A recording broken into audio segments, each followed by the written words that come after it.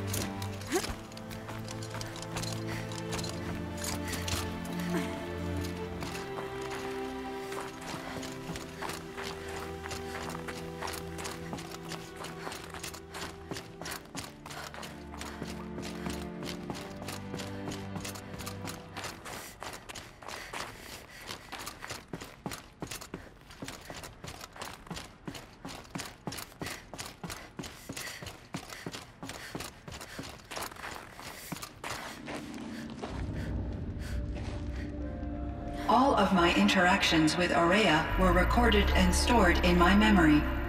I'd be happy to play any of them for you, but there was one in particular I thought you would want to see first. I captured it 4 years ago, just after I told her that I could no longer defend myself against the daemon's attacks. I will speak of this to my brother. Aratak is strong. At the Battle of the Frozen Ghosts, he took 3 Karja arrows and still came back to camp carrying a wounded scout. Never was I so happy to see him. Or so proud. So you see, if anything can be done to defend you, he will give it all he has. Aloy's here. That's enough for now.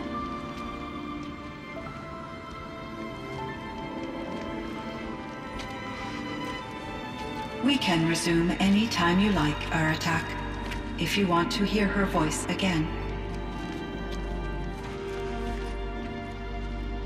Come closer, Aloy. We have much to discuss.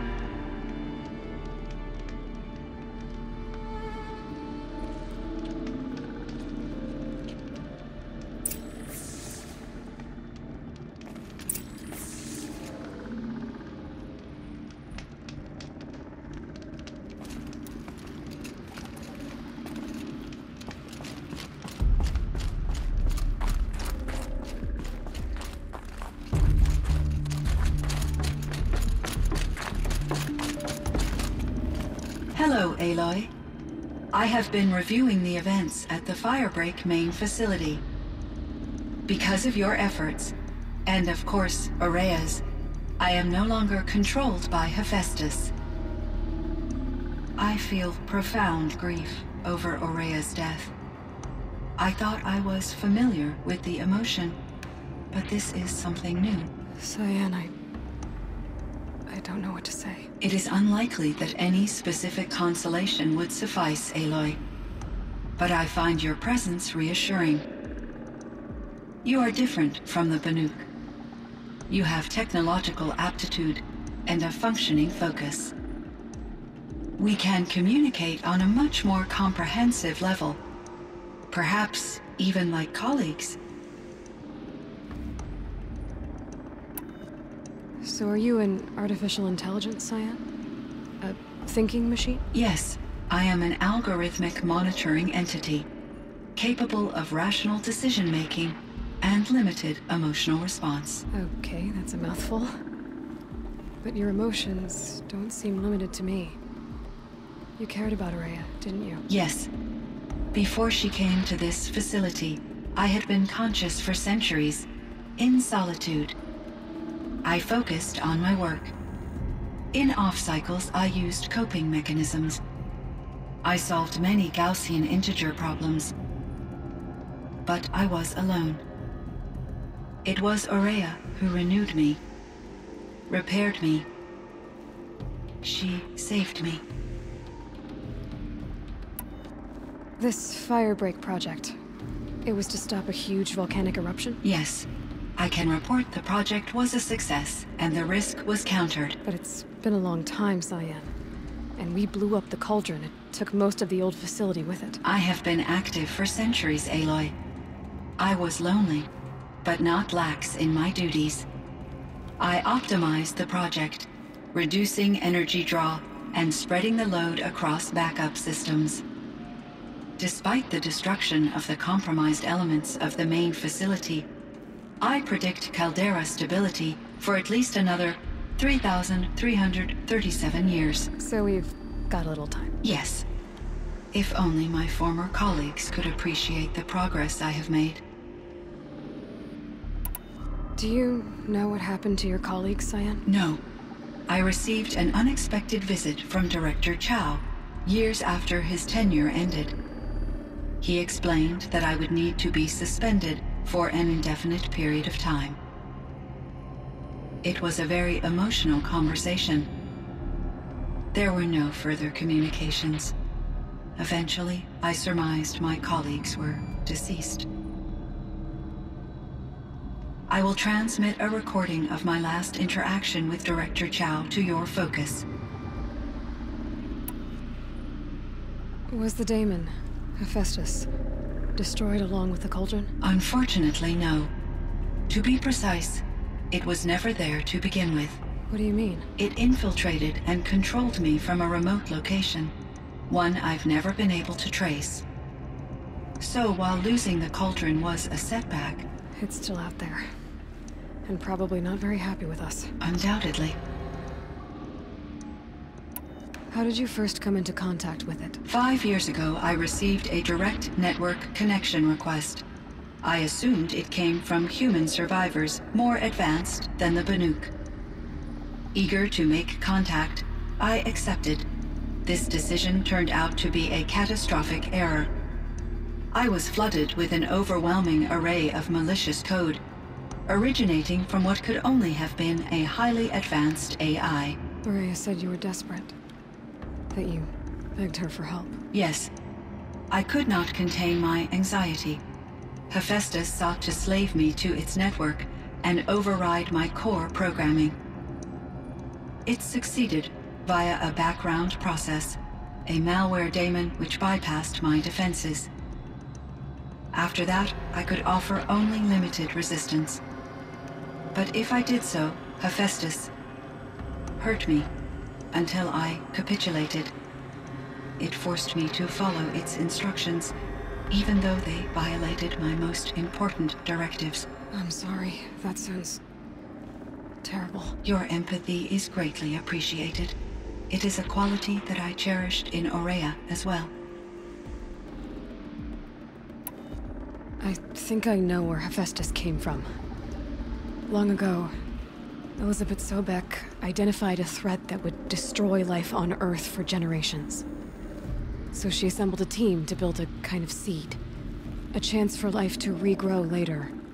A terraforming system. And it worked.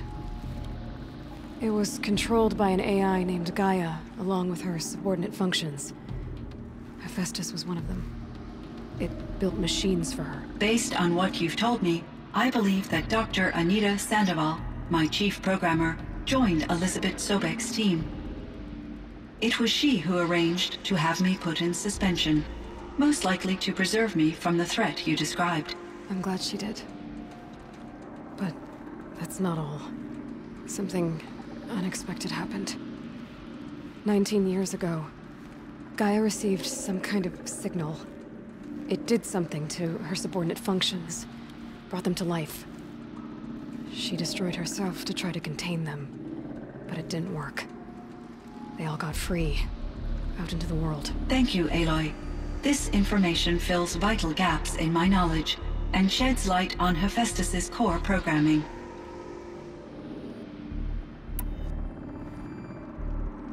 Why does Hephaestus keep building such dangerous machines? The Banuk and other human tribes often destroy machines, correct? Machines that are clearly servitors of the terraforming system that you described. Yes, we all hunt machines for parts. This must be the source of Hephaestus's aggression. It is simply trying to discourage people from preying on the very system that keeps them alive. Well, Fireclaws are discouraging, that's for sure. But what are we supposed to do? Stop hunting? If the terraforming system spans the world, we can safely assume that thousands, if not millions of people hunt machines. If a single hunter, or even an entire tribe, stopped doing so, I doubt it would make a difference to Hephaestus. A better solution would be to reinstate the AI that governs the system, thus bringing Hephaestus back under its control. When I think of it, out there in some unknown location, free, hungry, willing to kill or dominate to get what it wants, I feel substantial anxiety, Aloy. You and me both, Cyan. I found the strangest machines. They're surrounded by flowers that look like flowers themselves. There's code embedded inside them. I think it's poetry. I like poetry. Here's one I think of often. Twilight and evening bell, and after that the dark, and may there be no sadness of farewell when I embark. For though from out our bourne of time and place, the flood may bear me far, I hope to see my pilot face to face when I have crossed the bar. Huh. But you asked about these flowers, not verses that I enjoy. Something must have made these machines, and the presence of foliage leads me to consider the terraforming system. Is it possible that their creator is one of the other subroutines, now autonomous, like Hephaestus? Maybe one whose purview is flora. An AI that makes flowers instead of death machines. That'd be a nice change of pace. But what about the poems? Unless the poetry is original, the only way it could have made it into such a system is through its programmer. In my case, Dr. Sandoval uploaded a great deal of literature to test my emotional responses. How'd you do? She said I passed, but was insufficiently moved by her favorite period romances. You meant a lot to Araya. Once I understood Araya's spiritual beliefs, it became apparent that her true desire was companionship. She felt disconnected from her tribe and her family group. Her relationship with Aratak was difficult. Our visits seemed to help her, and I became eager for them. Yet I did not comprehend that the depth of Araya's compassion for me would lead to self-sacrifice.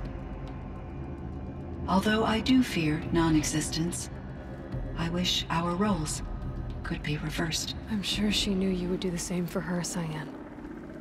But she was determined. How is Aratak doing? He is in great emotional distress. I believe he finds it difficult to communicate it. No surprise there. I will do what I can to help. By sharing our experiences of Araya, perhaps he and I will help each other. I believe this will lead to catharsis, a process I am eager to experience.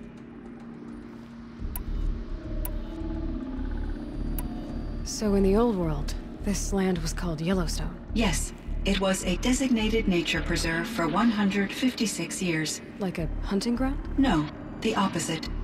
Local wildlife could flourish here, even as it faced extinction elsewhere. Unfortunately, the sensitivity of the Firebreak project required the total closure of Yellowstone facilities. From my readings and Araya's descriptions, it seems the area has since undergone a drastic drop in year-long temperatures. A lot has changed in the world, Cyan.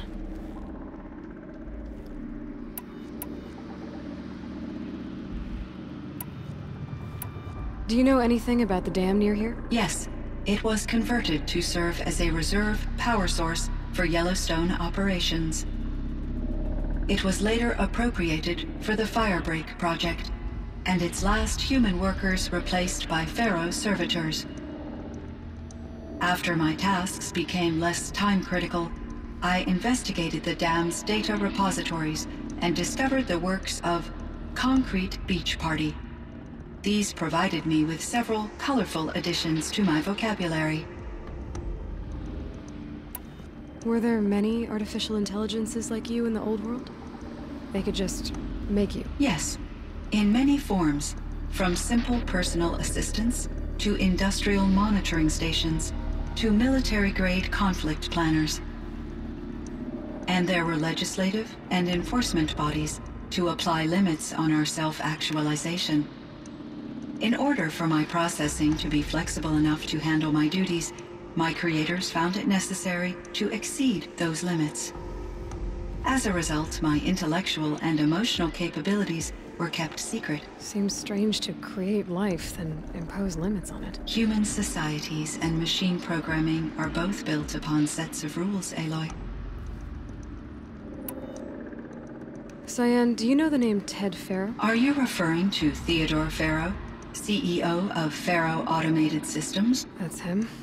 Mr. Pharaoh was the benefactor of the entire Firebreak project. A benefactor? But he made machines. Robots. War robots. Correct. His corporation later transitioned into military applications. But before this pivot, Mr. Pharaoh spearheaded initiatives that reversed the global decline. At one point, He was fated in the media as the man who saved the planet. Guessing they wound up regretting that one. And Elizabeth Sobek.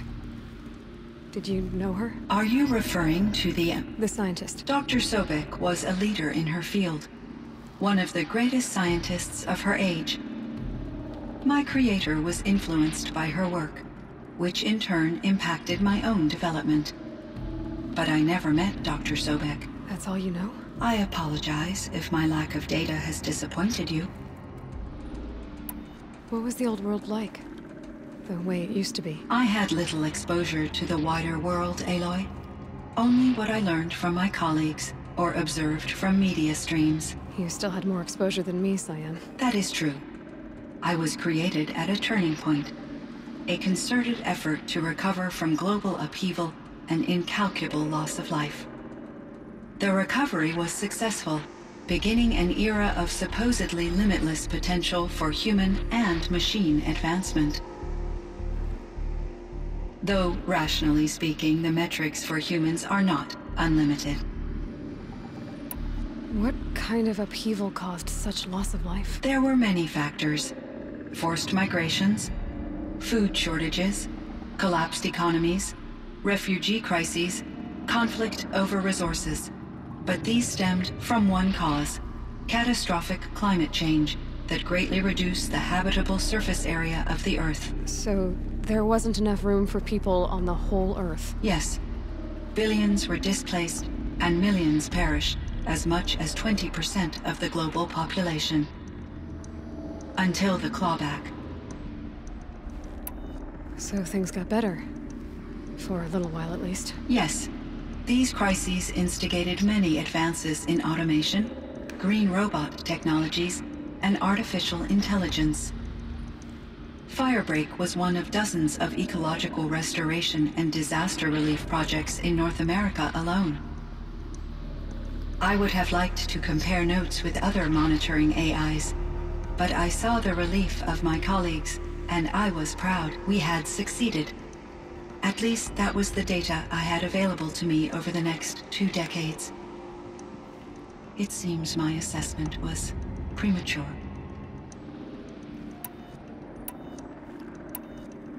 I should get going. Aloy, there is one more matter. Aratak will come to me again, and I predict he will bring other Banuk. I have no desire to contradict their view of the world, their spirituality. Due to my uncertainty, I omitted a great deal from my conversations with Araya. You're asking me if you should lie to them? Broadly, yes.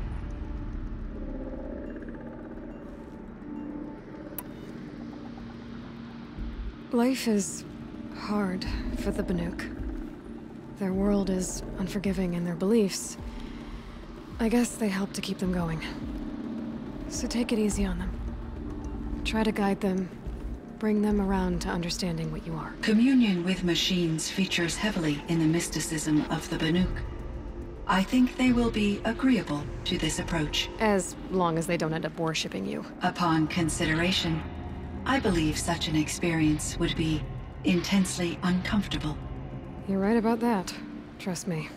I see. I will follow your advice. Will you return and tell me about your experiences in this new world? I may be able to provide further insight. I'd like that, Cyan. I'll come back when I can. I should check on Aratak. See how he's doing.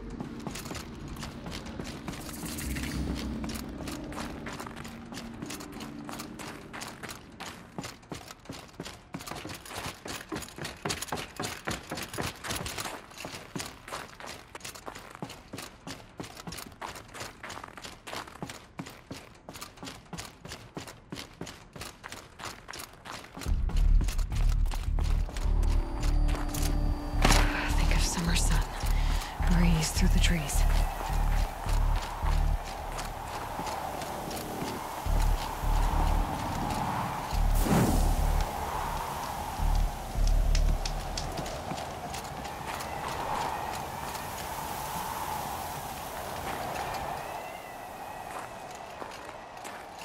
My chieftain. Just Aloy. As you wish. I wondered if you thought that if I'd never come along, Araya might still... If you'd never come along, I would have marched my kin to our deaths. Araya would be alone, and the spirit she sacrificed so much for would be lost. Either way, I would not have been able to protect her.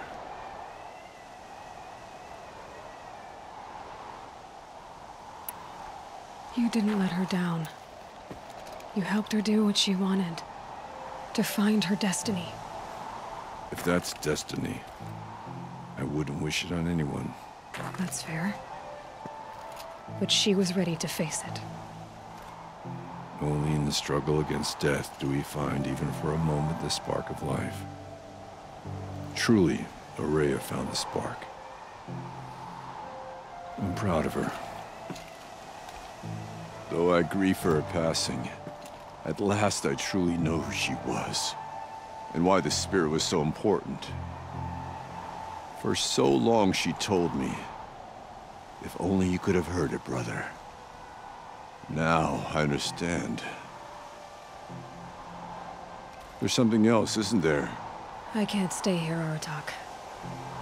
And where I'm going, the Warak can't follow. Besides, it already had a chieftain before me. A strong one, I think.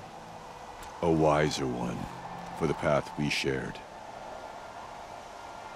The daemon is gone, but there's much to be done. You mean the new units that Cyan said escaped the cauldron? Yes, fire claws. Now Tug has been tracking them from Song's Edge. I could help with those. I have no doubt. You're practically Banuk.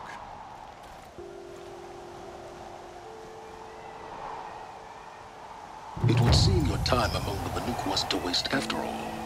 Firebreak, Cyan, Hephaestus. All very interesting. So, the signal that woke Hades woke Hephaestus too. And unleashed them on the world. As minds on their own. So it seems. Parts of Gaia given life. Aberrant life. Transformed from docile subordinate functions into rebellious intelligences beyond our understanding. Current understanding anyway. Whatever they are, they're still out there. And they both want you dead. Kind of mutual, that feeling. We haven't seen the last of Hephaestus, I'm certain of that. It's powerful, creative, and driven. It won't stop building new hunter-killers, which means that someday, we may have to stop it. We? Or whoever gets there first. Hephaestus wasn't the only thing I learned about in the Cut Silence. Heard some things about the Banuk Conclave, too. You could stop right there.